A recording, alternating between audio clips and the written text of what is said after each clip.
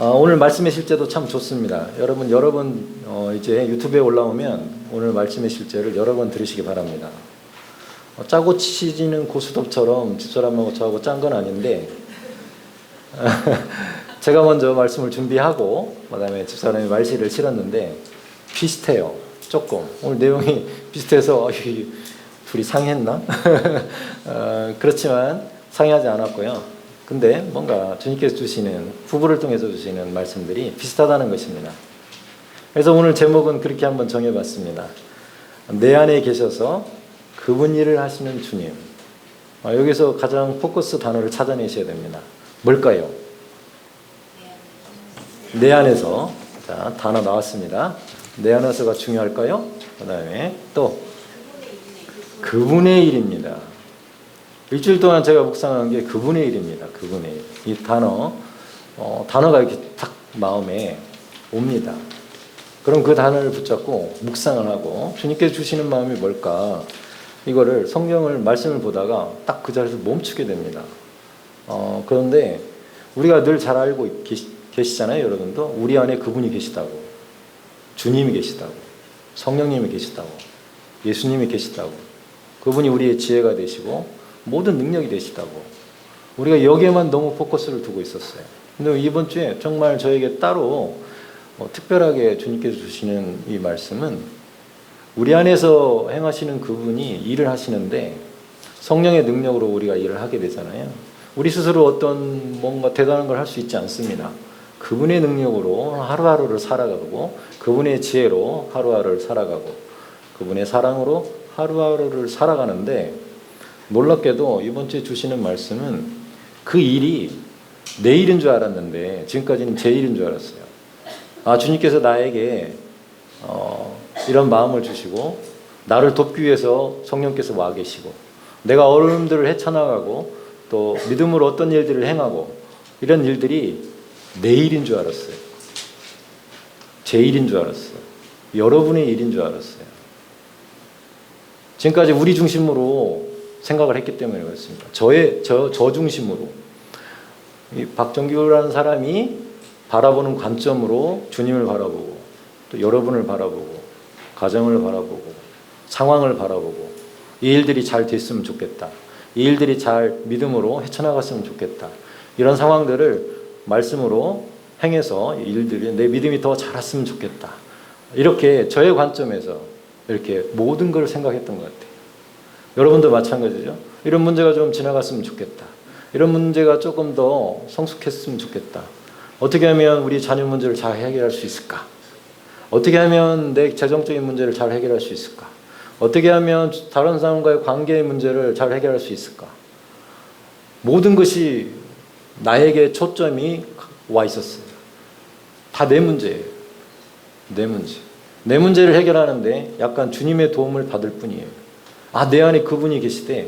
그러면 내 문제를 해결하기 위해서 그분의 능력을 좀 빌려야겠어. 우리가 영어로 기도하고 그분의 능력을 조금 다운로드해서 파워풀하게 하루하루를 살아가고 싶어. 이렇게 초점을 맞추는 게 통상적입니다. 우리는 그렇게 살아왔어요. 지금도 그렇게 하고 있어요. 앞으로도 그렇게 할 거예요. 그렇지 않습니까? 뭔가 다른 교회 다닐 수도 있어요. 더 좋은 교회 다닐 수도 있어요. 근데 저희 교회 오신 데는 또 이 교회 뭐가 좀 있을 것 같아. 아니면 뭔가 도움이 될까? 누구한테요? 나한테. 혹시 내가 신앙생활을 하는데 큰 도움이 될 수 있을까? 아니면 내가 직장 일을 하는데 이 복음이 나한테 얼마나 파워풀하게 도움이 될까? 모든 게 이렇게 돼 있어요. 이렇게 생각하고 있어요. 저도 마찬가지고. 이렇게 이게 내 일이구나. 내 일을 하는데 주님이 좀 도와주시는 거구나. 이렇게 생각을 했어요. 그렇구나. 그런데 오늘 말씀은 그게 아니에요. 오늘 말씀은 약간 달라요. 내 안에 계셔서 그분의 일을 하시는 주님이에요. 주님이 우리 안에 계셔서 일을 하시는데 그분이 일을 하신다는 거예요. 저희들은 우리가 우리 일을 한다고 생각을 했어요. 그분이 그냥 도와주시는 분이라고 생각을 했어요. 근데 이번 주에 특별하게 저한테 주시는 마음은 너가 너의 일을 하는 것 같은데 그렇지 않다고 말씀하세요. 요한복음 14장 10절을 거기에 있는 말씀을 다 같이 한번 읽어보게요. 예수님께서는 뭐라고 말씀하시는지. 시작. 내가 아버지 안에 거하고 아버지는 내 안에 계신 것을 네가 믿지 아니하느냐. 내가 너에게 이르는 말은 스스로 하는 것이 아니라 아버지께서 내 안에 계셔서 그의 일을 하시는 것이라. 누가 일을 하신다고요? 아버지가 일을 하시는데 누구 일이라고요? 예수님의 일이 아니라 하나님께서 행하시는데, 예수님 안에서 행하시는데 하나님 일을 하신다고 말씀하세요. 이 부분에서 제가 너무 감동을 받았어요. 예수님께서 하신 말씀이에요. 나는 스스로 말하지 않는다. 하나님께서 나한테 가르쳐 주신 거, 또 하나님께서 하라고 하는 거 하고 있다라고 말씀하셨어요.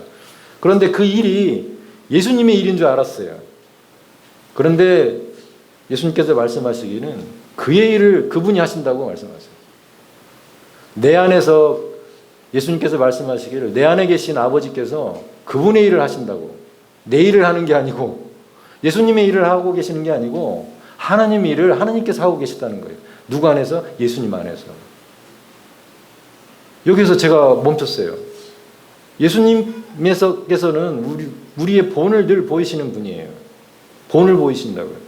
그럼 우리 안에 계신 성령께서, 하나님의 영께서 우리 안에서 돕고 계시는데, 그 다음 구절을 한번 보게요. 빌립보서 2장 13절 말씀을 또 다 같이 한번 읽어봅니다. 너희 안에서 행하시는 이는 하나님이시니 자기의 기쁘신 뜻을 위하여 너희에게 소원을 두고 행하게 하시나니.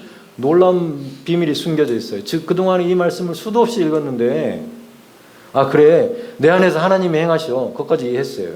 그분이 하나님이셔. 나한테 능력을 주셔. 내가 뭐든지 할 수 있어.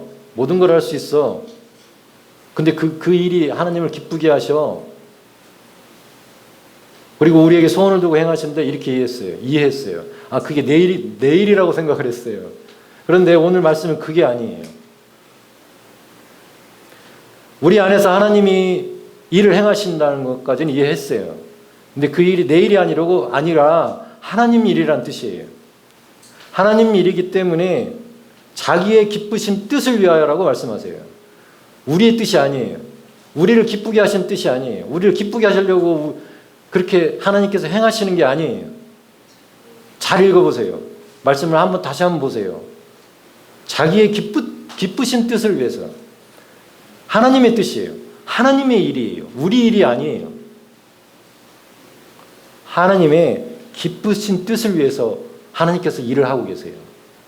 우리를 위해서 일하고 계신 게 아니고 하나님의 기쁘신 뜻을 위해서 우리에게 소원을 두고, 우리가 뭔가를 바람이 있었는데 얘한테 바람을 줘야지, 이런 소망을 줘야지, 이런 부르심의 어떤 걸 줘야지 얘한테. 그래서 우리 안에서 우리가 막 하고 싶은 거예요. 근데 그게 나를 위한 건 줄 알았어. 그리고 내가 정말 하고 싶은 건 줄 알았어. 그랬더니 그게 아니고 하나님의 기쁘신 뜻을 위해서 우리에게 소원을 두고, 우리 안에다 소원을 심겨두시고 그것이 이루게 하시는 분이라고. 그것을 하나씩 이루게 하시는 분이, 그분이 하나님이시고 그 뜻도 하나님의 뜻이고 하나님이 기쁘신 뜻이라고요. 관점을 바꿔보는 거예요. 관점이 잘못됐다는 거예요. 지금까지 제 관점이. 저는 지금까지 내가 이 일을 하면 하나님이 기뻐하시겠지. 내가 이 일을 하면 나도 기뻐. 근데 이게 제 일인 줄 알았다고요. 지금까지. 제 입장에서 생각했다고요. 내가 일도 하고 주님 일도 섬기면서 정말 기쁨이 있어. 저한테도 기쁨이 있어요. 근데 이 기쁨이 제 일인 줄 알았는데 그게 아니고 하나님 일이라는 거예요. 그분 일이라는 거예요. 그분 일이라고요. 기쁘신 뜻이라고요. 그분의 기쁘신 뜻. 우리 안에서 소원을 두고 정해놓으신 그 일이 나에게 기쁨뿐만 아니라 진짜 기쁨은 하나님께서 예배하신 목적과 뜻이면서 그분의 기쁨이고 그분의 일이란 뜻이에요. 다시 말을 바꿔볼게요. 여러분 안에 하나님께서 어떤 소원을 두고 행하시는 게 있다면 그거는 하나님 일이에요. 여러분 일이 아니에요. 하나님의 기쁨이고 그 기쁨에 우리는 동참할 뿐이에요. 우리가 어떤 영혼을 구원하는데 가끔 큰 기쁨이 있다고 제가 말씀드리기도 하고, 여러분께서 복음을 전할 때 여러분에게 큰 기쁨이 오기도 해요. 근데 그 일이 내 일인 줄 알았어. 내가 그 일을 하면서 그냥 기쁨이 오는 줄 알았어. 근데 그 일은 우리의 일이 아니고 하나님 일이란 뜻이에요. 그런데 우리가 거기에 동참할 뿐이에요. 그래서 하나님의 기쁨이 내 기쁨이 돼서 나도 기쁜 거예요. 지금까지는 제가 제 일을 한다고 생각을 했어요. 하나님을 약간 동역자로서 돕는 역할을 하는 제 일이라고 생각했는데 우리 일이 아니에요. 여러분에게 똑같이 적용이 돼요. 여러분 일이 아니에요. 여러분의 안에서 손을 두고 행하시는 모든 일들이 주님의 일이고 주님의 기쁘신 뜻이고 주님의 일인데 우리가 거기에 동역하고 동참할 뿐이에요. 그런데 주님 일을 했을 때 굉장히 큰 기쁨이 우리 안에 있어요. 하나님께서 기뻐하신 그 기쁨이 우리에게 조금 전달이 될 뿐이에요. 그래서 우리도 기쁜 거예요. 하나님의 기쁨과 평강이 우리에게 같이 임하는 거예요. 그게 하나님의 기쁘신 뜻이에요. 우리를 재창조하셨어요. 우리 재창조하셔서 새로운 영을 주셨어요. 거듭난 영을 주셨어요. 우리를 부려먹으려고 그러셨을까요? 하나님의 뜻을 이루려고요. 하나님의 뜻을, 기쁘신 뜻을 우리 영에 심겨놓고 일하시려고.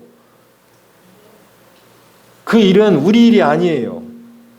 우리가 우리의 영을 재창조한 게 아니에요. 하나님께서 우리의 영을 새롭게 만드셨고 새로 재창조하셨어요. 그분의 기쁘신 뜻을 위해서, 그분 일을 위해서. 우리의 뜻이 아니에요. 우리는 믿음을 드렸을 뿐이에요. 주님을 믿기로 결단했을 뿐이에요. 그거밖에 우리가 한 게 아무것도 없어요.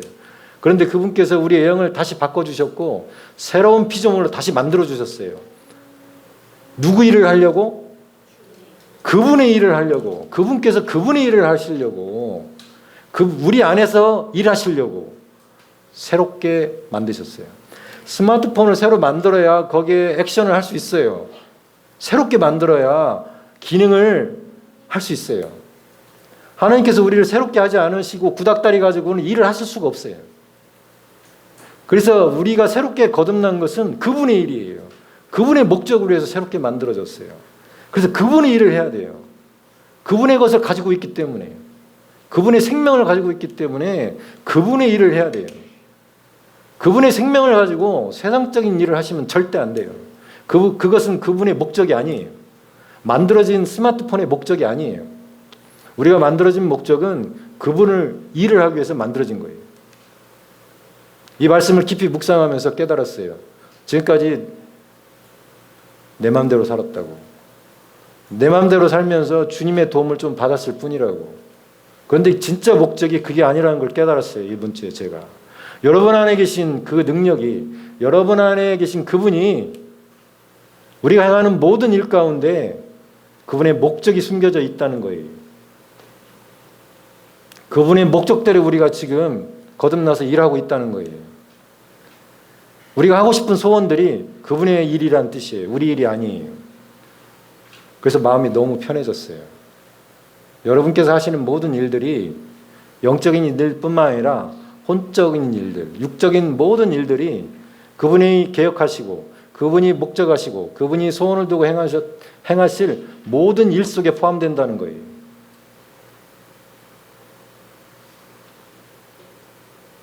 참 놀라워요. 하나님의 말씀은 너무나 놀라워요. 우리가 깨닫지 못했을 뿐이지 말씀을 깊이 묵상할수록 주님의 말씀은 우리에게 너무 많은 것을 가르쳐주고 싶어 하시는데 우리가 깨닫지를 못하고 그것들이 깨달아지는 순간이 계시되어지는 순간이라고 얘기해요. 하나님께서는 우리 영에 하나님의 말씀을 주고 싶어 하세요. 이 거듭난 재창조된 영 가운데 하나님의 말씀을 끝없이 주고 싶어 하세요. 그래서 우리가 깨닫기를 원하시고 하나님을 좀 더 알기를 원하시고 우리가 하나님의 뜻에 맞게 액션하기를 원하세요. 그래서 만드셨어요. 우리의 옛날 것은 없어졌어요. 옛날 영은 없어졌어요. 새로운 영을 주셨어요. 새로운 본성을 갖게 됐어요. 신성한 성품을 갖게 됐어요. 그래서 그분의 일을 해야 돼요. 그분의 일을 할 수밖에 없어요. 옛날의 본성으로 다른 지금 본성을 가지고 옛날 일을 할 수 없다는 뜻이에요. 그게 새로운 피조물이에요. 우린 그런 존재죠. 그래서 요한복음에 포도나무와 가지가 무슨 말인지 1번이 열매예요. 우리는 그런 열매를 맺을 수밖에 없어요. 하나님의 성품을 가진 사람들은 그런 열매를 맺을 수밖에 없어요. 요한복음 15장 4절 5절 거기 써놨어요. 제가 하나님의 말씀을 우리 다 같이 읽어봐요. 존귀하신 말씀을. 시작. 내 안에 거하라 나도 너의 안에 거하리라. 가지가 포도나무에 붙어있지 아니하면 스스로 열매를 맺을 수 없음 같이 너희도 내 안에 있지 아니하면 그러하리라. 나는 포도나무요 너희는 가지라. 그가 내 안에 내가 그 안에 거하면 사람이 열매를 많이 맺나니 나를 떠나서는 너희가 아무것도 할 수 없음이라. 아무것도 할 수 없다고 얘기하고 있어요. 우리가 열매를 맺는 것이 포도나무에 붙어 있어서 가지가 되어서 열매를 맺는 것이 가지의 일인 줄 알았어요. 가지의 일이 아니고 나무의 일이에요. 나무의 일. 나무가 하실 일이라 이 말이에요. 우리는 가지예요. 예수님은 나무, 포도나무고 농부는 하나님이시고. 근데 이 가지가 열매를 맺어요. 근데 이 가지가 생각할 때 이 열매가 사과나무라고 가정을 해볼게요. 이 사과가 어디서 왔는지 알 수가 없어요. 가지하고는 성품, 모양이 너무 달라. 이 가지는 이렇게 가지처럼 보이잖아요. 근데 거기에 사과가 열렸어요. 이 사과는 성질이 가지하고는 너무 달라요. 그래서 이 가지가 생각할 때 이 사과가 어디서 왔는지 알 수가 없어요. 이 사과가 어디서 태어났는지 알 수가 없어요. 이 영양분이 어디서 와서 이런 사과의 모양을 만들었는지, 이 새콤달콤한 이 상큼한 사과의 맛을 어떻게 만들었는지 알 수가 없어요. 가지는. 우리 안에 사과를 만들 수 있는 능력이 있는데 가지 안에 있잖아요. 가지를 통해서 영양이 공급되니까 나무에서 생명이 가지로 흘러가서 사과를 만들 수 있는 능력이 나타나요. 그런데 이 가지는 실제로 이 사과를 만들 수 있는 능력이 어디서 왔는지 알 수가 없어요. 그러나 이 나무는 알고 있어요. 예수님은 알고 계세요. 그 원천이 어디인지. 하나님으로부터 왔다는 것을 예수님은 알고 계세요. 이 나무는 이 나무에 있는 이 영양분이 가지에 흘러가야 돼요. 그래야 붙어 있어야 돼요. 그래야 영양분이 흘러가죠. 그래서 이 가지는 사과가 어디서 나왔는지 알 수가 없어요. 포도나무 가지는 이 포도가 어디서 왔는지 알 수가 없어요. 왜 이렇게 맛있는 포도가 어떻게 열렸는지 알 수가 없어요. 자기하고는 너무 달라요. 우리 육신은 이렇게 생겼지만 우리 안에 뭐가 있는지 여러분은 알 수가 없어요. 그러나 그 열매를 보면 알 수 있어요. 사과를 보면 이게 어디서 왔는지 사과나무라는 걸 알 수 있어요. 포도를 맛을 보시면 이 나무는 포도나무라는 걸 알 수 있어요. 예수님은 포도나무라고 말씀하세요. 우리 가지는 포도를 맺을 수밖에 없어요. 하지만 가지는 어디서 왔는지 알 수 없어요. 우리 육신이 이렇게 생겼다고 우리 안에 뭐가 들어있는지 모르시면 안 돼요. 뭘 보면 알 수 있냐면 열매를 보면 알 수 있어요. 여러분의 열매는 뭔가요? 여러분의 열매는 뭐예요? 참으로 놀라워요. 열매를 맺는 것이 우리 뜻인 줄 알았어요. 가지 뜻인 줄 알았는데 가지 뜻이 아니에요. 나무 뜻이에요. 그래서 그분 일이에요. 우리가 열매를 맺는 건 그분 일이에요. 우리가 해야 될 일은 나무에 붙어 있는 거예요. 그밖에 없어요. 그분께 붙어 있는 거예요. 그분으로부터 거듭났기 때문에, 말씀으로 거듭났기 때문에 그분과 늘 하나가 되어 있는 거예요. 그냥 그분 안에 거하고 내가 그분 안에 거하고 그분이 내 안에 거하고 내가 그 말씀 안에 거하고 그분이 내 안에 거하고 내가 그분 안에 거하고. 그러면 그냥 열매를 맺는 건 그분 일이에요. 그런데 열매를 어떻게 맺으라고 성경에 되어 있냐면 요한복음에 나와요. 많이 맺으라고. 많이 맺는다고 표현이 되어 있어요.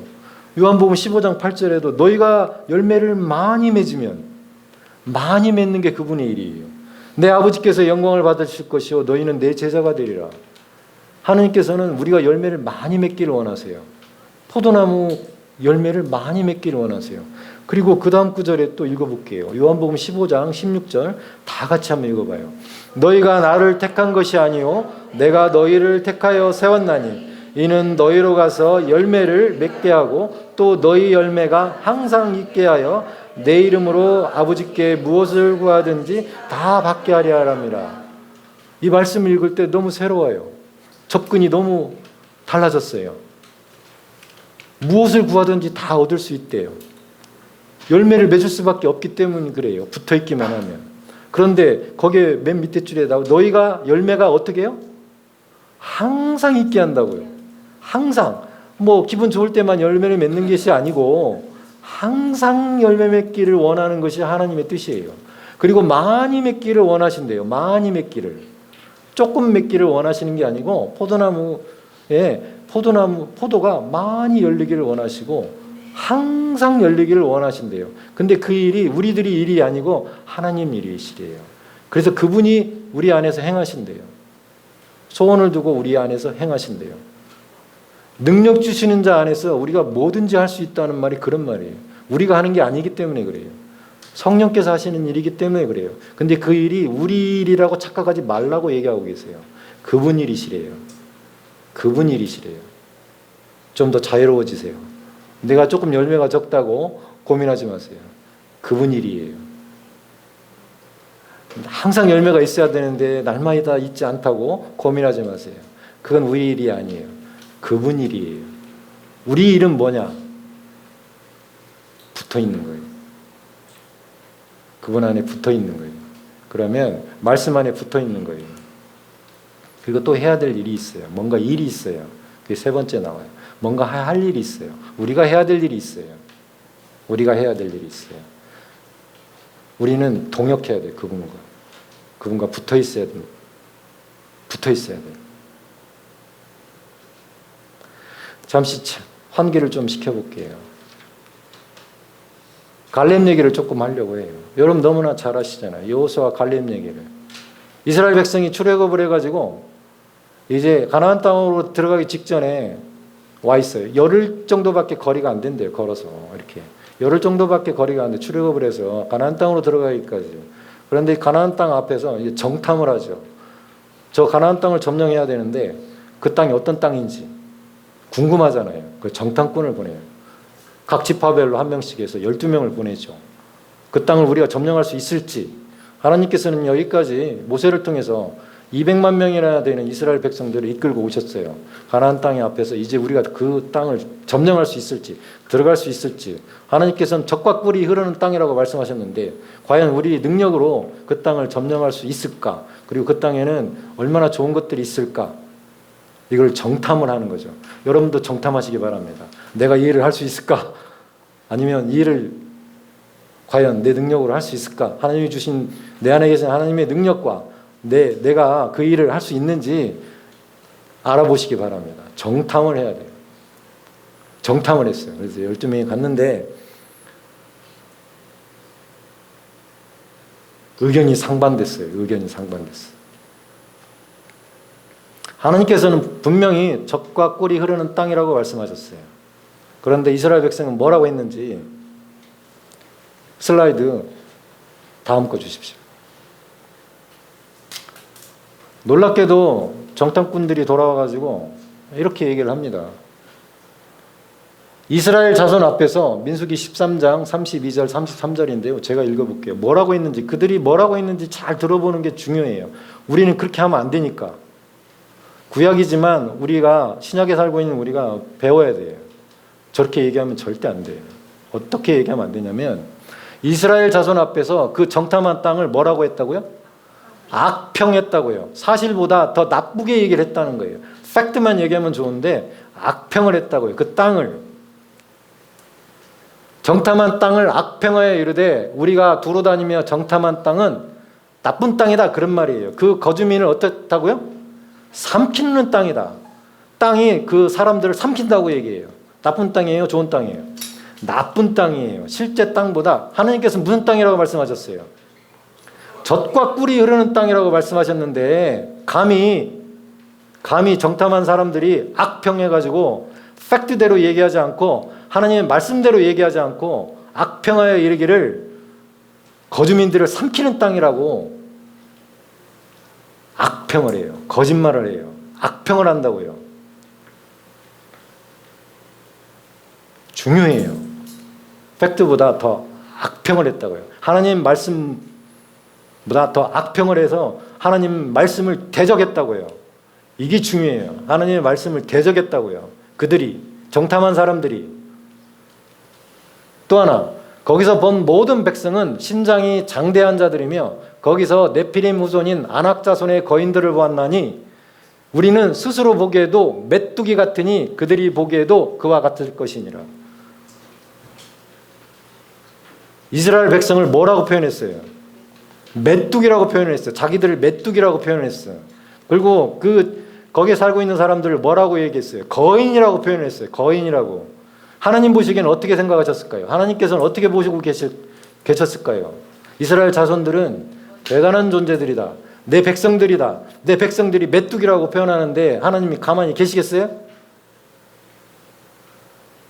정탐꾼들은 하나님을 대적했던 자들이에요. 대적했다고요. 하나님을 대적하여. 대적했던 자들이에요. 하나님의 말씀이 뭐라고 그랬어요?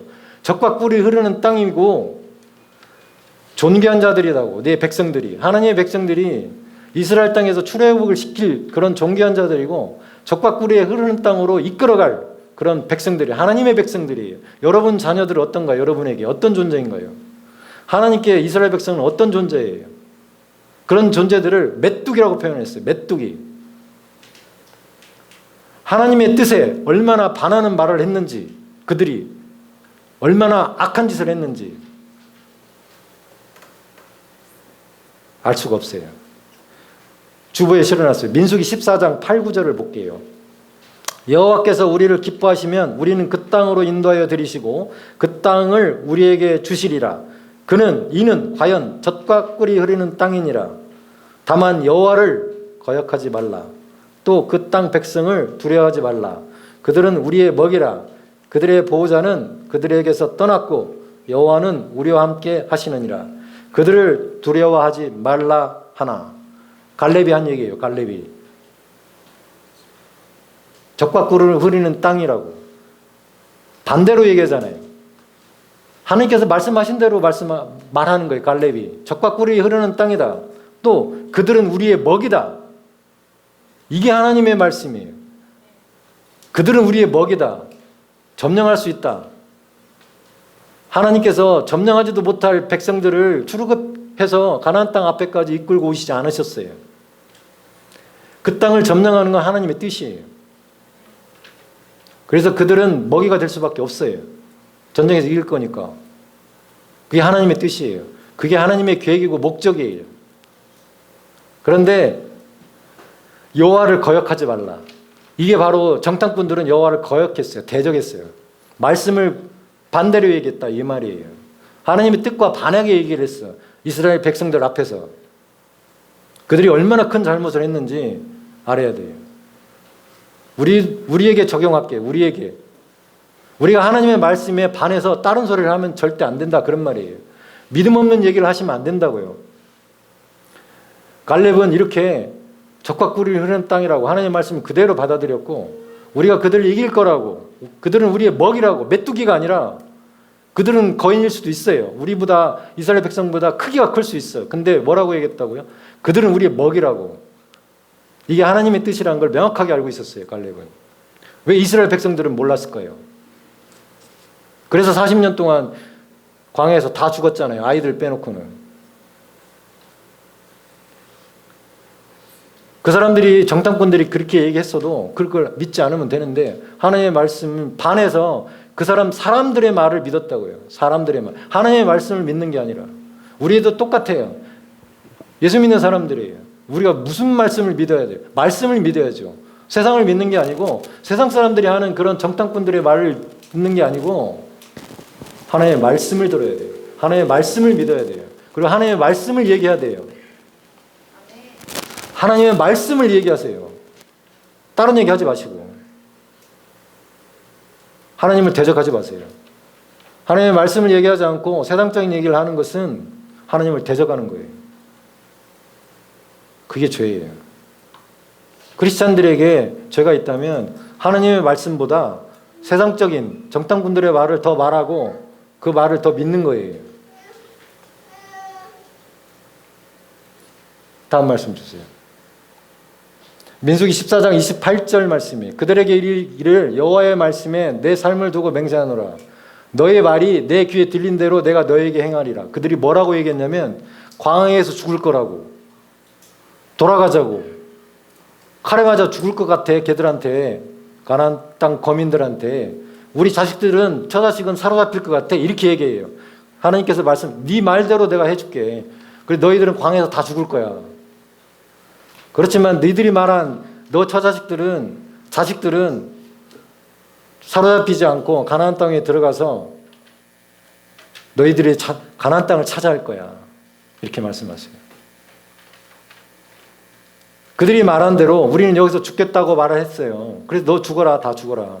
말이 얼마나 중요한지 여러분 말 조심해야 돼요. 정말로. 하나님의 말씀에 반해서 다른 얘기를 했을 때 어떤 결과를 초래할 수 있는지. 우리 하나님의 자녀들이에요. 하나님의 자녀들은 하나님의 말씀을 얘기해야 돼요. 그래서 하나님의 말씀과 반한 얘기를 하시면 안 돼요. 이 이스라엘 백성처럼 죽겠다 하면 다 죽는 거예요. 광야에서 다 죽어요. 그렇지만 살겠다 하면 사는 거예요. 하나님께서 말씀하신 대로 말씀하시면 사는 거예요. 하나님의 뜻은 우리가 사는 거지 생명 안에서 풍성히 누리고 풍성한 삶을 사는 거지 죽는 게 아니에요. 근데 하나님의 말씀에 반하게 얘기하면 그대로 된다고 얘기하세요.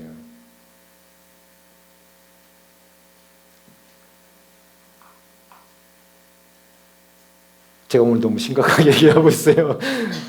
하지만 심각해요. 심각해야 돼요. 우리는 심각해야 돼요. 하나님의 말씀 앞에서는 정말 심각해야 돼요. 얼마만큼 우리가 우선순위를 하나님의 말씀에 두고 있는지를 얘기하는 거예요. 아파 죽겠다고 말씀하지 마세요. 살겠다고 얘기하세요. 그분이 우리를 치료하신다고 말씀하세요. 그분이 우리의 생명이라고 말씀하세요. 그분 때문에 우리가 살고 있다고 말씀하세요. 그분 뜻대로 될 거라고 얘기하세요. 우리는 번성할 거라고 얘기하세요. 시간이 지나면 이 예배당이 꽉 찰 거예요. 우리 말대로 돼요. 부정적인 얘기를 하지 마세요. 여러분의 삶에서도 마찬가지예요. 부정적인 얘기 하지 마세요. 하나님을 대적하는 말이에요. 그 말이에요. 하나님의 말씀만 얘기하세요. 우리에게 그런 능력이 있다 그러면 그런 능력이 있는 거예요. 갈렙처럼 얘기하세요. 그리고 세 번째, 일어나서 일하라고 얘기하세요. 너는 일어나 일하라. 역대상을 볼게요. 역대상 22장 16절을 써놨어요. 말씀을 보는데 여기서 딱 멈췄어요. 역대상에서 또. 금과 은과 놋과 철이 무수하니 너는 일어나 일하라. 여호와께서 너희와 함께 계실지로다 하니라. 이 장면이 어떤 장면이냐면 다윗이 솔로몬에게 하는 얘기예요. 아들에게. 아들아, 내가 금과 은과 놋과 철과 무수히 준비해놨어. 하나님께서 나보고 성전을 건축하지 말라고 하셨어. 근데 네 아들을 통해서 성전을 건축하겠다고 하나님께서 말씀하셨어. 그래서 내가 너를 위해서 할 수 있는 일은 재료를 모으는 일밖에 할 수가 없어. 그래서 내가 잔뜩 모아놨다? 금 10만 달란트, 은 100만 달란트, 놋과 철은 셀 수가 없어. 백향목, 돌, 장인, 목수, 석수들을 내가 다 모아놨어. 너는 일만 하면 돼. 다윗이 준비를 다 해놨대요. 성전 건축을 하려고. 근데 실제로는 누가 일을 해야 되냐면 솔로몬이 해야 된다고요. 그래서 이스라엘 방백들에게도 얘기하나요? 너희들 지도자들 솔로몬을 도와줘라. 성전을 건축할 수 있도록. 하나님의 성전, 하나님께서 거하실 그 성전을 건축할 수 있도록 너희들이 도와줘야 돼. 내 아들을 도와줘야 돼. 왕을 도와줘야 돼. 근데 다윗이 말했어요. 솔로몬에게. 너는 일어나 일하라고. 네가 직접 일하라는 게 아니야. 성전을 건축하는데 모든 일을 네가 관할하라고. 석수도 있고 목수도 있고 장인도 있고 금과 은과 놋과 철이 있다고. 내가 다 준비해놨다고. 하나님께서 우리 영 안에 다 주셨다고. 우리 안에 너 안에 다 주셨는데 그걸 가지고 성전을 건축하는 거는 네가 해야 된다고. 하나님이 거하실 성전을 직접 지으시지 않으셨다고요. 누군가가 지어야 된다고요. 그게 바로 우리가 해야 될 일이에요. 우리가 해야 될 일.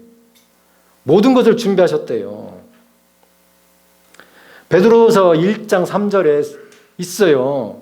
뭐라고? 그의 신기한 능력으로 생명과 경건에 속한 모든 것을 우리에게 주셨다고요. 이는 자기의 영광과 덕으로서 우리를 부르신 일을 알므로 말미암으니라. 신기한 능력으로 생명과 경건에 속한 모든 것을 우리 영에 다 주셨다고요. 다윗이 다 준비해놨다고요. 하나님께서 우리를 위해서 거듭난 영 안에 그분의 뜻을 행하기 위해서, 그분이 일하시기 위해서 다 준비해놨다고요. 그러나 첫 삽을 뜨는 것은 우리가 해야 된다고요. 우리가 계획을 다 했어요. 우리 안에서 행하시는 분은 그분이에요. 근데 그 일이 우리 일이 아니라고요. 그분 일이라고요. 근데 우리 안에 다 넣어 놓으셨다고요. 생명과 경건에 속한 모든 것을 이미 다 준비해 놓으셨다고요. 우리가 해야 될 일은 일어나서 시작하는 거예요. 시작하면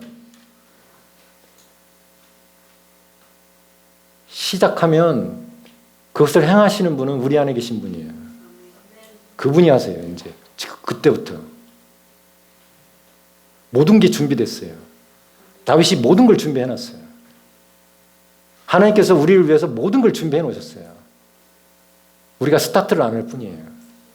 스타트를 안 해요. 시작을 안 해요. 우리가 시작하면 그분 일하기 시작하세요.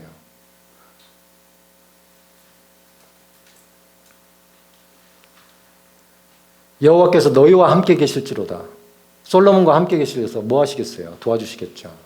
우리 안에 돕기위해서 누가 와 계세요? 성령께서 와 계세요. 그래서 우리는 혼자가 아니에요. 고아도 아니고 그분이 하세요. 그분이 도와주실 거고 그분의 지혜로 하실 거고 그게 그분의 일이에요. 우리 일이 아니에요. 우리가 해야 될 일은 일어나서 일하는데 그냥 시작하면 돼요. 시작. 에베소서 2장 20절 22절이에요. 너희는 사도들과 선지자들 터 위에 세우심을 입은 자라. 그리스도 예수께서 친히 모퉁이 돌이 되셨느니라. 그 안에서 건물마다 서로 연결하여 주 안에서 성전이 되어가고 너희도 성령 안에서 하나님이 거하실 처소가 되기 위하여 그리스도 예수 안에서 함께 지어져 가느니라. 교회에 대해서 얘기하고 계세요. 사도와 선지자들이 세운 터에 모퉁이돌이 예수님이시고 성전이 지어져 간다고요. 성전이 서로 연결되고 마디들이 연결돼서 성전이 구약에서 솔로몬이 지었던 그 성전이 신약에서 성전이 지어져 가고 있다고요. 교회들이 세워져 가고 있고 하나님이 거하실 처소가 어디에? 우리 안에 있어요. 하나님의 주신 거듭난 영 안에 이 영 안에 거하고 싶으셔서 성령님이 오셨어요. 그 성전들이 이제 지어져 간다고요. 교회로. 그 모퉁이돌이 예수님이세요. 함께 지어져 간다고요. 함께.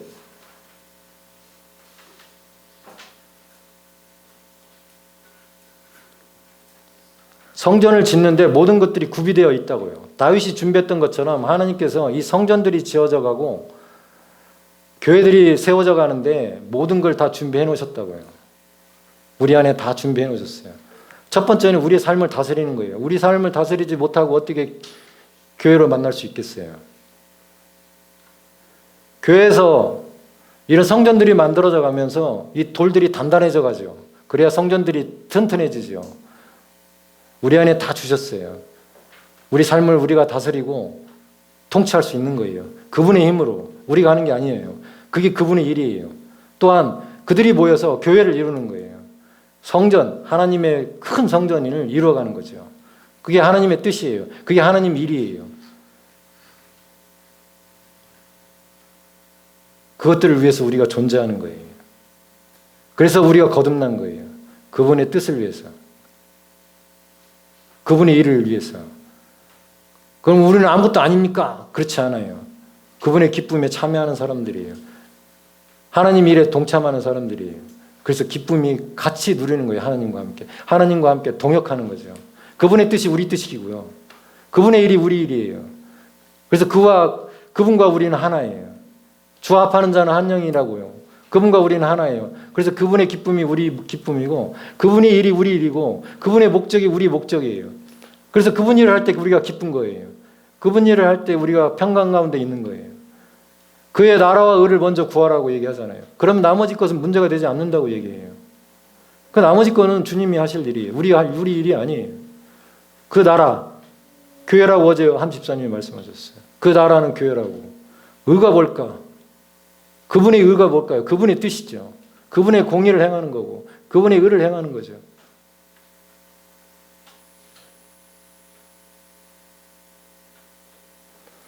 그러면서 디모데후서 4장 2절에는 디모데에게 사도 바울이 얘기해요.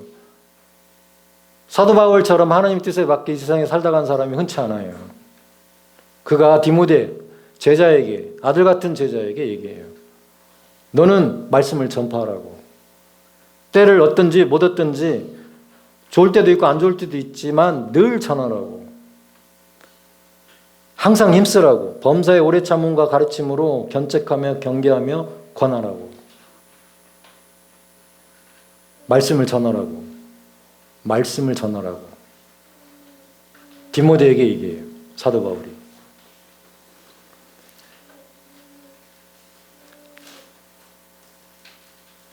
다음 슬라이드 줘보세요. 시편의 107편 9절 20절에 9절에 이렇게 나와요. 107편 9절에 그가 사모하는 영혼에게 만족을 주시며 줄인 영혼에게 좋은 것으로 채워주심이로다.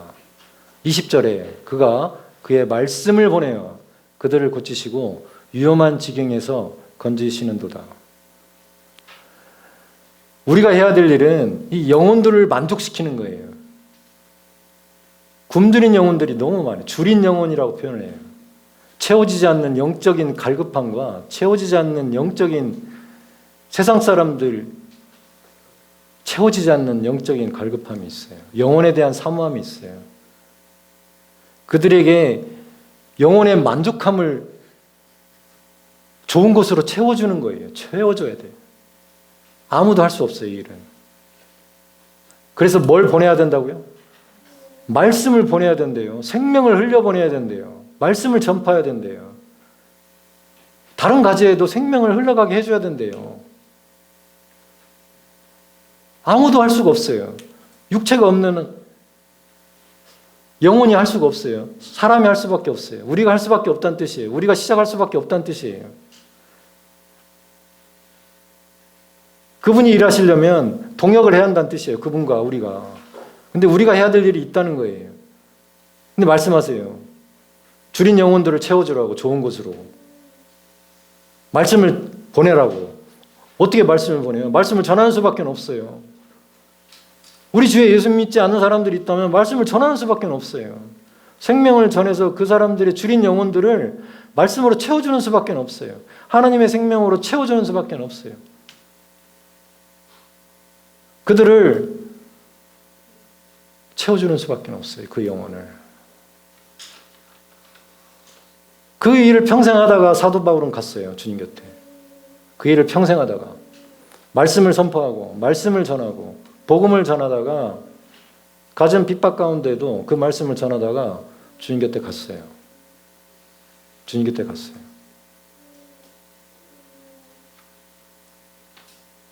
사도 바울은 자기 삶을 다스렸던 사람 중에 하나예요. 근데 그 사람 능력으로 그걸 다스린 게 아니에요. 독사에 물렸어도 털어버렸던 사람이고 수많은 기적과 표적을 나타냈던 사람이죠. 그 안에서 능력 주시는 자 안에서 뭐든지 할 수 있기 때문에 그 안에 사도 바울 안에 있는 하나님의 능력으로 성령님의 능력으로 그 일들을 했어요.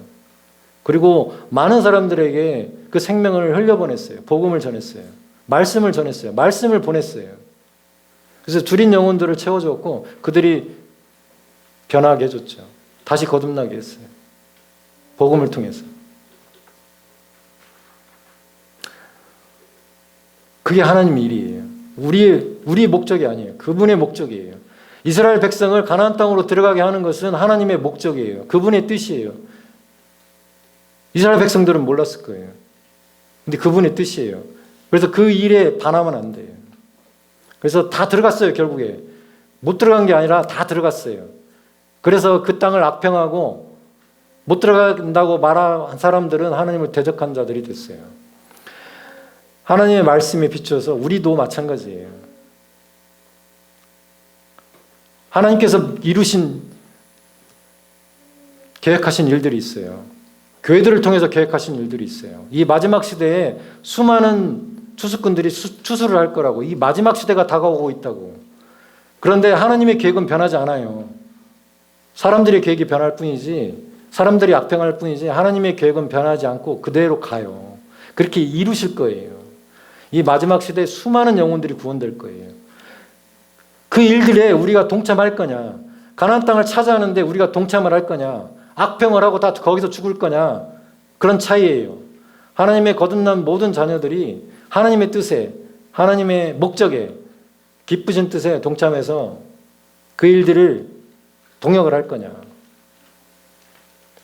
그래서 사도 바울은 마지막에 이렇게 얘기해요. 디모데에게 얘기하면서 4장 5, 6절에 나는 선한 싸움을 싸우고 나의 달려갈 길을 마치고 믿음을 지켰으니 이제 후로는 나를 위하여 의의 면류관이 예비되었으므로 주 곧 의로운 재판장이 그날에 내게 주실 것이며 내게만 아니라 주의 나타나심을 사모하는 모든 자에게도니라.